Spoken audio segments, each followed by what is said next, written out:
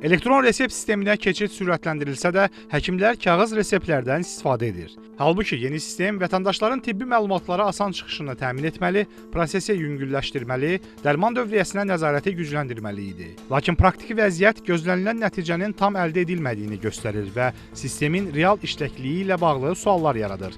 Elə apardığımız sorğu zamanı da aydın oldu ki, vətəndaşların bir çoxu elektron reseptlərdən məlumatsızdırlar. Həkimlər elektron resept yazır, yoxsa kağız? Kağızda yazır verir. Bəs elektron olsa sizi qane eləyərmi? Vallahi eləməmişəm, bilmirəm. Bəlkə də yaxşıdır. Kağız resepti olub. Dəfələrlə gəlmişəm, unutmuşam, amma ala bilməmişəm də bir sözlə. Yadımda qalanı almışam, qalmayan da olub, ala bilməmişəm. Elektron variant olsa nə xoş bizə. İşimiz asanlaşar. Heç vaxt elektron resept yazmıyor.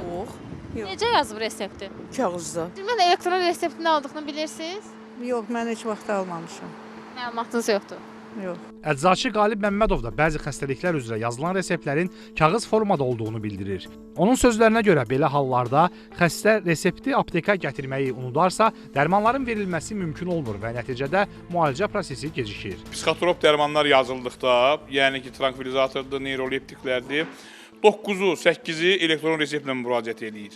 Ancaq başqa antibiotiklər, ondan və başqa hər hansı bir kardioloji, gastroenterol dərmanlar yazıldıqda, onların çoxu kağız reseptlərdə gəlir. Gün ərzində biz buna çox rast gəlirik. Yəni ki, elektron resept yazılmayan xəstələr gəlir, dərmanı istəyir. Elə bilir ki, qabaqki vəziyyətdir. Biz artıq məcburuq onu verməyə. Çünki həmin dərmanı biz portala daxil etmişik. Ora olmasa, o reseptin kodu olmasa biz onu oradan yəni xəstələrə ixrac edə bilmirik. Və bu zaman həmin xəstə çətin vəziyyətdə qalır, həmin günlük və yaxud da sabahlıq, birisi günlük dərmanları içə bilmir. Artıq bu da müalicənin pozulmasına, müəyyən problemlərin yaranmasına gətirib çıxarılan neqativ hal olur.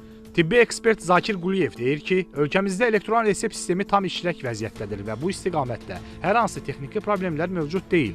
Onun sözlərinə görə həkimlərin iş yerində kompüter və mobil cihazlardan istifadə imkanı olduğu halda sistemdən istifadənin geniş yayılmaması başqa amillərlə bağlıdır. Çox təəssüflər olsun, bir məna olaraq bu resept çox həkim tərəfindən yazılmır.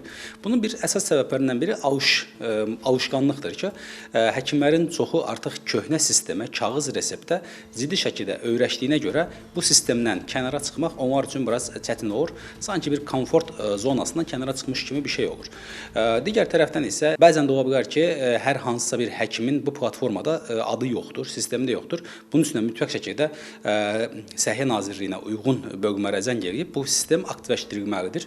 Və vətəndaş tərəfdən isə hər bir vətəndaşın haqqıdır. Bir vətəndaşın haqqıdır ki, həkimdən elektron resept tələb etsin və hər bir həkimin də bu elektron resepti yazmağa məcburdular. Həkim bildirir ki, elektron reseptin tətbiq edilməməsi bəzən ciddi problemlərə səbəb ola bilər. Onun sözlərinə görə kağız reseptlərdə yazının çətin oxunması nəticəsində əczaçı dərmanı səhv anlayaraq xəstəyə yanlış preparat verə bilər və bu da vəziyyəti ağırlaşdıra bilər.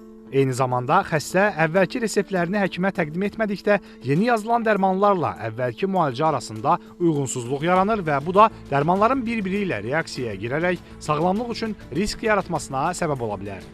Səhiyyə Nazirliyindən sorğumuza cavab olaraq bildirilib ki, elektron resept sisteminin tətbiqinə nəzarət çoxsəviyyəli, sistemli və qarşılıqlı inteqrasiya olunmuş mexanizmlər əsasında həyata keçirilir. Elektron platforma vasitəsilə tərtib olunan bütün reseptlər mərkəzləşdirilmiş qaydada qeydiyyata alınır və real vaxt rejimində izlənilir. Bu yanaşma reseptlərin kim tərəfindən nə zaman və hansı tibbi əsasla yazıldığını şəffaf şəkildə monitorinq etməyə imkan verir. Aylin Rəsulzadə, Samir Qasımov, Əli Cəfərov, Xəbər Ertəsi.